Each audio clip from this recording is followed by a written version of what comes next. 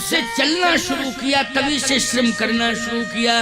निज ग्रह सब परिचर्या करहीं।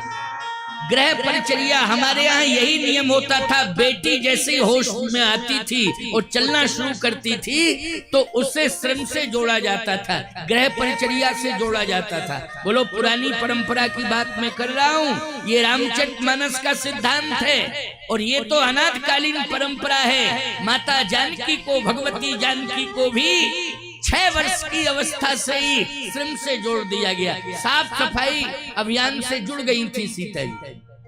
निज ग्रह सब परिचर्या करहीं, रामायण में लिखा है, निज ग्रह सब परिचर्या करहीं। इसका अर्थ क्या करोगे? सब परिचर्या का मतलब ग्रह परिचर्या। बोलो, किशोरी जी करती हैं, अयोध्या में भी किया और मिथिला में भी किया।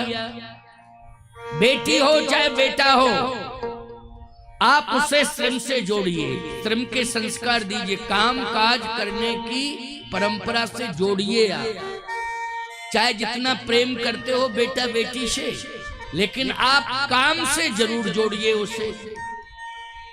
जब बचपन से ही उसके अंदर श्रम के संस्कार आ जाएंगे तो कोई बीमारी आ ही नहीं सकती है। और जब कोई बीमारी शरीर के अंदर नहीं आएगी तो निश्चित रूप से वो बुद्धिमान होगा, चाहे बेटी हो चाहे बेटा हो। और जब बुद्धिमान होगा और निरोगी काया होगी तो श्रम के कारण बुद्धिमान के साथ साथ बलवान भी होगा, और बलवान के साथ साथ आपका बेटा बेटी बुद्धिमान भी होगा। इसलिए श्रम के संस्कार बचपन से ही डालो। सीता जी ने खेली खेल में सफाई करते करते पहुंच गई, बड़ा कचरा पड़ा है इसके अंदर, बाएं हाथ से उठा दिया धनुष। जनक जी ने देखा और लोगों ने शोर मचाना शुरू कर दिया, चमत्कार चमत्कार चमत्कार चमत्कार। क्या हो गया, क्या हो गया? जनक जी ने कहा, अरे देखो देखो, जानकी जी ने, किशोरी जी ने देखो धनुष को उठा दिया बाएं हाथ में। जनक जी ने कहा, जानकी ने उठाया धनुष को? जनक जी ने देखा, वास्तव में आश्चर्यचकित हो गए, आश्चर्यचकित हो गए। ये 6 वर्ष की मेरी कन्या और बड़े बड़े वीर योद्धा इस धनुष को उठा नहीं पाए। इसका मतलब आज पूरी तरह से प्रमाण मिल गया है कि और संसार में सबके पास शक्ति है, लेकिन मेरे पास बेटी जानकी में आदि शक्ति का स्वरूप परिलक्षित हो रहा है। आदि शक्ति मेरे यहाँ अवतरित हुई है, आज मुझे पूर्ण विश्वास हो गया है। अब जनक जी ने कहा कि परब्रह्म का परीक्षण कैसे होगा? बेटी ने धनुष को उठा लिया है आदि शक्ति ने, लेकिन जो धनुष को तोड़ेगा वही परब्रह्म होगा। जो धनुष को तोड़ेगा वही परब्रह्म होगा, और जो धनुष को तोड़ देगा परब्रह्म होगा। तो आदि शक्ति का विवाह उसी के साथ में कर दूंगा, ये डिसीजन ले लिया। महाराज श्री जनक ने कहा, आदि शक्ति की कोई अवस्था नहीं होती है। क्यों भाई? आज हमारे यहाँ आदि शक्ति विराजमान है, चामुंडा माता देखो, याद रखना। कहो ये कन्या के रूप में दर्शन दे दें और कहो वृद्धा के रूप में दर्शन दे दें, पता नहीं कौन सा रूप बदल के किस रूप में दर्शन दे दें। इनके अंदर क्षमता है, क्षमता है इनके अंदर, क्योंकि आदि शक्ति। इसलिए आदि शक्ति की अवस्था नहीं देखना चाहिए, उसके प्रति आस्था रखना चाहिए। अवस्था नहीं देखना है, क्या आस्था? आस्था की। कोई कहे 6 वर्ष की अवस्था में सीता जी का विवाह किया जा रहा है, ये तो अनुचित है। नहीं नहीं, वो आदि शक्ति है। इसलिए आदि शक्ति की अवस्था पर विचार नहीं करना है, क्योंकि भगवान राम क्या हैं? बोले वज्रादपि कठोराणि मृदून कुसुमादपि। वज्र से भी ज्यादा कठोर हैं और पुष्प से ज्यादा कोमल हैं। विराट बन जाते हैं, शंख चक्र गदा पद्म लेकर के कौशल्या अम्बा के सामने प्रकट हो जाते हैं, और थोड़ी देर में सुन वचन सुजाना रोदन उठाना होए बालक सुर भूपा। बाल रूप में शिशु बन जाते हैं, रोने लगते हैं थोड़ी ही देर बाद। बोलो भाई, ये क्षमता है कि नहीं? इसलिए दिखरावा मात निज अद्भुत रूप अखंड, रोम रोम प्रति लागे कोटि कोटि ब्रह्मांड। यह है ब्रह्म की पहचान। इसलिए परब्रह्म और आदि शक्ति के प्रति आस्था रखनी है, हमें उनकी अवस्था पर विचार नहीं करना है। आस्था केवल सिर्फ आस्था। जनक जी महाराज ने प्रतिज्ञा कर ली कि अब तो उसी के साथ विवाह करूंगा बेटी का जो धनुष तोड़ेगा। धनुष कौन तोड़ेगा? जो परब्रह्म होगा वही तोड़ेगा। सामान्य तोड़ ही नहीं सकता है, परब्रह्म ही तोड़ पाएगा। इसलिए सो पुरारी को दंड कठोरा और राज समाज आज जुई तोरा। त्रिभुवन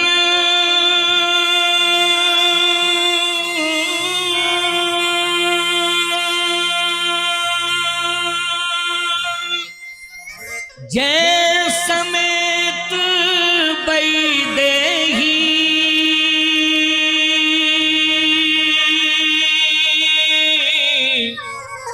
बिनहि विचार परहटते। जो भी शंकर के प्रचंड धनुष का खंडन करेगा, मैं अपनी बेटी का विवाह उसी के साथ कर दूंगा। बिनहि विचार, विचार नहीं करूंगा, बिनहि विचार। जब ये घोषणा सर्वत्र पहुंची, सब जगह पहुंच गई ये घोषणा, जनक जी ने ये प्रतिज्ञा की है कि जो धनुष को तोड़ेगा मैं अपनी बेटी का विवाह उसी के साथ कर दूंगा। जो धनुष को तोड़ेगा। अब धनुष के मर्म को केवल जनक जी जानते थे और नहीं जानता था कोई। क्यों भाई? जनक जी के अलावा कोई जानता ही नहीं था। जितने राजाओं ने घोषणा सुनी, उन राजाओं ने कहा अच्छा, इसका मतलब दो लाभ होंगे। क्या? एक तो हम जाएंगे जनकपुर में धनुष तोड़ेंगे, तो जनक की बेटी की अवस्था पर विचार नहीं करेंगे, धनुष तोड़ के ले आएंगे। और जनक जी को सम्मान करना ही पड़ेगा, क्योंकि जब उनकी बेटी के साथ मेरा विवाह होगा तो बोलो भाई, जिसकी बेटी होती है विवाह करता वो सम्मान करता है कि नहीं करता है? ये नियम ही चला आ रहा है, ये नियम चला आ रहा है। मैं तो एक बात कहता हूं, अभिमान को अगर दूर करना है तो भगवान से प्रार्थना करो कि घर में एक बेटी को भेज दो। अभिमान को अगर दूर करना है तो भगवान से प्रार्थना करो घर में एक बेटी को भेजो। और बेटी जिस दिन घर में आ जाती है, उसी दिन पिता को ये संकल्प लेना पड़ता है कि अब तो हमें निश्चित रूप से दूसरे के घर में हाथ जोड़ के जाना ही पड़ेगा। क्यों भाई? हाथ जोड़ के तो बोलो, विनम्रता आ जाती है कि नहीं आ जाती है? और विनम्रता आती है और जाते हो आप तो प्रार्थना भी करते हो कि नहीं करते हो? विनम्रता आपके जीवन में आ जाती है, आप हाथ जोड़ना सीख जाते हैं। और साथ ही साथ याद रखना, चाहे जितना आप धर्म कर्म से दूरियां बना लो, लेकिन जिस दिन बेटी का जन्म जिस घर में हो जाता है, उसी घर में याद रखना, उसी दिन यज्ञ का भूमि पूजन हो जाता है। इस घर में तो यज्ञ होगा ही होगा। बेटी के जन्म लेते ही यज्ञ का भूमि पूजन हो जाता है, यज्ञ होगा ही होगा। चाहे जितना दूर रहो यज्ञ से, लेकिन बेटी घर में तो यज्ञ करना पड़ेगा कि नहीं करना पड़ेगा? बोलो। तो बेटी तुम्हें सौभाग्य से जोड़ती है कि नहीं जोड़ती है? बेटी दुर्भाग्य से नहीं, सौभाग्य से जोड़ती है। लेकिन आज अज्ञानियों ने इस बात को कह दिया है कि बेटी घर में आती है तो समस्या पैदा हो जाती है। बोले क्या समस्या पैदा हो जाती है? जिस दिन बेटी घर में आती है उस दिन एक ही समस्या पैदा हो जाती है कि अब हमको निश्चित रूप से लाखों रुपए खर्च करने पड़ेंगे, क्योंकि अब हमारे हाथ से लाखों रुपए जाएंगे तब हम विवाह कर पाएंगे। तो सोच लेते हो लाखों रुपए जाएंगे तब हम विवाह कर पाएंगे, उदास हो जाते हो। और बेटा जिस दिन घर में आता है उस दिन कहते हो लाखों रुपए आएंगे। तो खुशियां मनाते हो क्यों भाई? लेकिन एक बात मैं कहना चाहता हूं, अन्यथा मत लेना। बेटा एक कुल का उद्धार करने में विफल हो जाता है। बेटा एक कुल के उद्धार करने में विफल हो जाता है, लेकिन बेटी दोनों कुलों को तारने में सफल हो जाती है।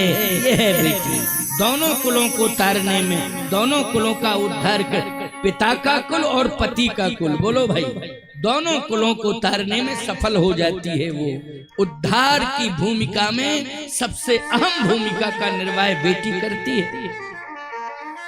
और सुन लीजिए हमारी बात को, बेटे से आप पानी मांगोगे कि मुझे प्यास लगी है, तुम मुझे पानी पिला दो, तो बेटा आनाकानी कर जाएगा, बोलो कर जाएगा कि नहीं?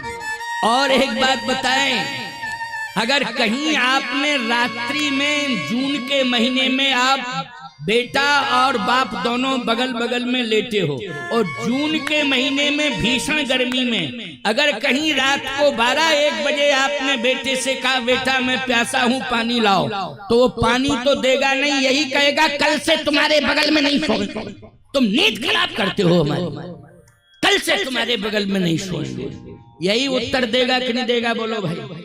लेकिन बेटी से तुमने कहा नहीं, वो कमरे के अंदर सो रही है, जहां उसके कान में आवाज पहुंची कि मेरे भाई ने ये कह दिया है कल से तुम्हारे बगल में नहीं लेटेंगे, पानी तक नहीं पिलाया पिता को, तो बिना कहे ही वो रात्रि को 12 बजे 1 लोटा पानी लेकर के बाप के सामने खड़ी हो जाती है कि पिताजी उठो, मैं पानी लेकर के आई हूँ, प्यासे हो पानी पियो।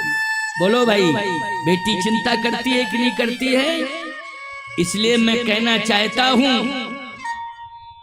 कि बेटी का आना आपके घर में महालक्ष्मी का आना है। बेटी का आना आपके घर में साक्षात भगवती सीता का आना है। बेटी का आना आपके घर में साक्षात राधा का आना है। बोलो है कि नहीं? इनको सामान्य मत समझा करो, बेटियां आवे तो इनको सीता, मदालसा, गार्गी, राधा, रुक्मिणी के रूप में समझा करो। प्यारे, आज जनक जी महाराज को बेटी साधारण में नहीं मिली, जब हल चलाया, श्रम किया, तब बेटी मिली। बोलो भाई, सामान्य उसमें कहाँ मिली? जब श्रम किया तब बेटी मिली। जानकी जी भूमि से प्रकट हुई हल चलाते समय। महाराज श्री जनक ने कहा कि मैं अपनी बेटी का विवाह करूंगा, लेकिन जो धनुष तोड़ेगा उसके साथ। राजाओं ने जैसे सुना, वो राजा कहने लगे जनक से सम्मान भी मिलेगा और धनुष तोड़ने में कोई दिक्कत ही नहीं है, वो तो बल की बात है।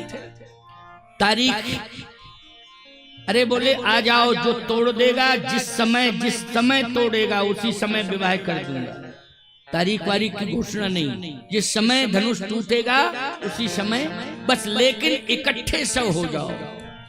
तो इन राजाओं ने आपस में चर्चा की कि इकट्ठे पहुंचो। देखो, इकट्ठा होना अलग बात है और एक होना अलग बात है।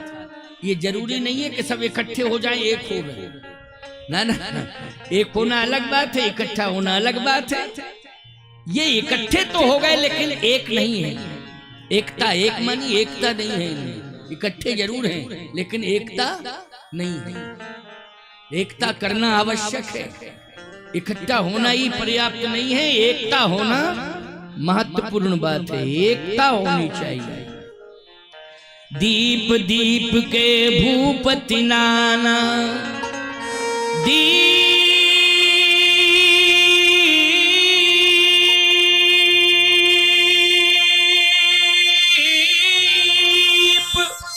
दीप के भूपति नाना, ओ आए हैं सुनी हम पंठाल। अनेक देशों के राजा आ गए, बड़ी भीड़ इकट्ठी हो गई।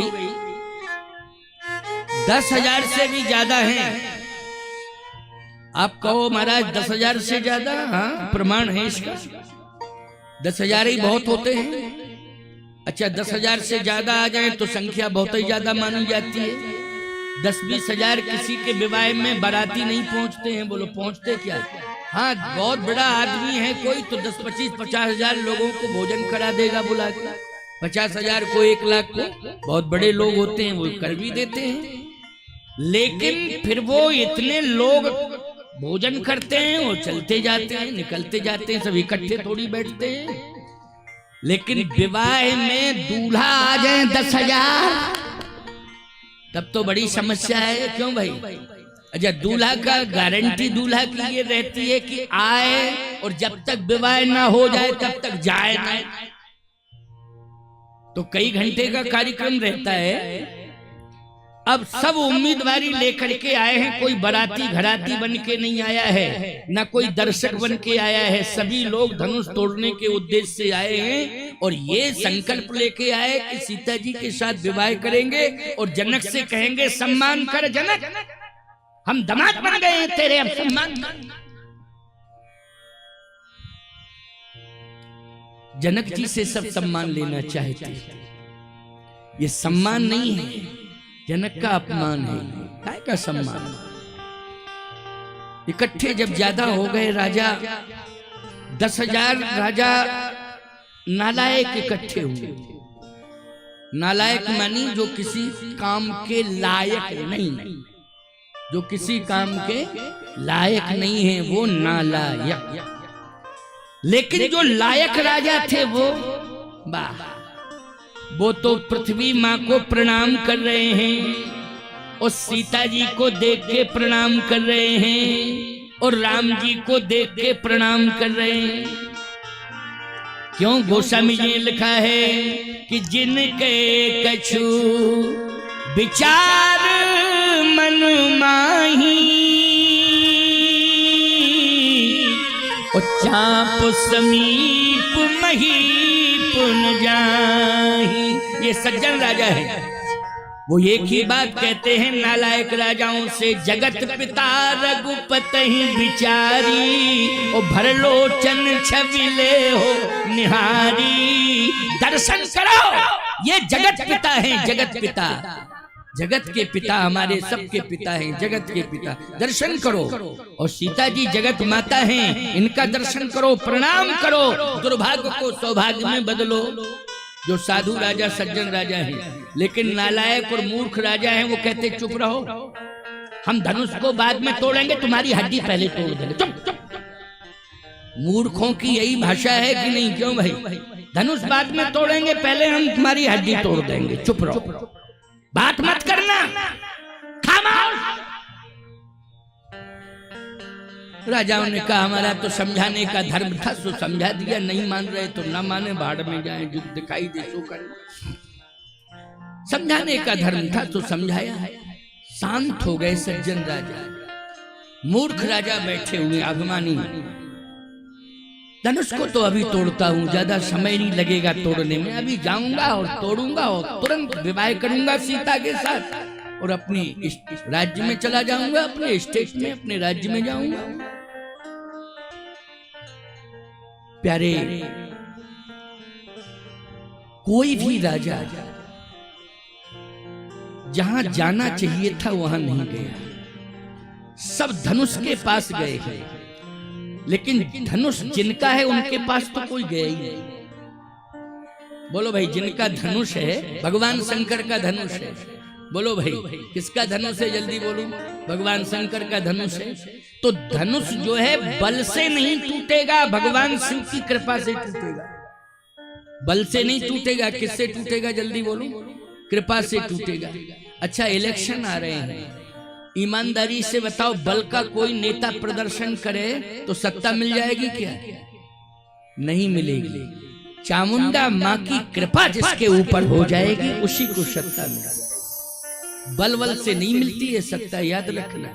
ये भ्रम है कि हम बल से सत्ता को ले लेंगे, नहीं, कृपा से मिलेगी सत्ता।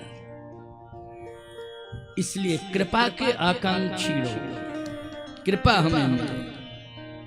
इन राजाओं के अंदर बल है और भगवान श्री राम के अंदर क्या है? बल का प्रदर्शन नहीं, वो तो कृपा लेना चाहते। अच्छा, श्री किशोरी जी भी बल बहुत है उनके पास, उद्भव स्थिति संहार कारिणी क्लेश हारिणी सर्व श्रेयस करीम सीता न तो हम राम बल्लभा, इतना बल है। अघटित घटना पटी यश, जो संभव को असंभव असंभव को संभव करने की सामर्थ्य रखती हो, वो है जानकी जी। लेकिन वो भी विवाह के पहले कृपा लेने के लिए गई। क्या लेने गई हैं? कृपा लेने गई हैं। बोलो, गई हैं कि नहीं? किसके पास गई हैं कृपा लेने के लिए? गौरा जी के पास गई हैं। पुष्पवाटिका में जो गिरजा मंदिर है, गिरजा जी का पूजन करने गई हैं। तो गिरजा जी के पूजन का अर्थ होता है कृपा लेना, आशीर्वाद लेना। आप चामुंडा माँ का पूजन करने आए हो तो इसका मतलब क्या है? इसका मतलब यही है कि आप उनकी कृपा पाने के लिए आए हो। बोलो, आए हो कि नहीं आए हो? हम भी रोज आते हैं, कथा मंच पर बाद में आते हैं, व्यासपीठ पर बाद में बैठते, पहले दर्शन करने जाते हैं। इसलिए दर्शन करने जाता हूँ कि हे माँ, मुझ में एक शब्द भी बोलने की क्षमता नहीं है, आपके चरण शरण में आया हूँ। यदि आप कृपा करोगी तभी मैं सफल हो जाऊंगा, हो पाऊंगा कथा कहने में, वरना मुझ में कोई सामर्थ्य नहीं है। इसलिए मैं कृपा लेने के लिए ही जाता हूँ।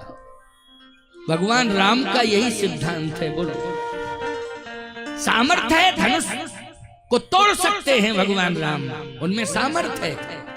लेकिन प्यारे कृपा लेने के लिए गए हैं। किसकी कृपा? बोले, गुरु जी की कृपा। पार्वती जी की कृपा लेने के लिए कौन गई हैं? गौरा जी की कृपा लेने के लिए सीता जी गई। ये राजा लोग अभिमानी बैठे हैं, ये आपस में लड़ रहे हैं, एक दूसरे पर ताने माने बोल रहे हैं, लेकिन ये कृपा नहीं लेना चाहते, केवल बल का प्रदर्शन कर रहे हैं। आप सभी राजस्थान के वासी जानते हैं, और जहां जहां हिंदू सनातनी रहता है वो सब हिंदुस्तान के लोग जानते हैं, बेटा बेटी के विवाह में पहले देवी देवताओं के पास जाना पड़ता है कि नहीं जाना पड़ता है? बोलो, पूजा करने के लिए जाती हो कि नहीं जाती हो? देवी देवताओं का पूजन करती हो, क्यों? उनकी कृपा लेने के लिए। उनकी कृपा से ही विवाह सफल होगा। रुपया पैसा वैभव इससे सफल नहीं होगा, कृपा से सफल होगा। इसलिए कृपा लेने के लिए किशोरी जी गई, आशीर्वाद लेने के लिए। आप कहो प्रमाण क्या है? तो प्रमाण मैं दे रहा हूं। पूजन गौर सखी ले आई, पूजन गौर सखी ले आई, पूजन गौर सखी ले आई, पूजन गौर सखी ले आई। करत प्रकाश फिरे फुलवाई, करत प्रकाश फिरे फुलवाई।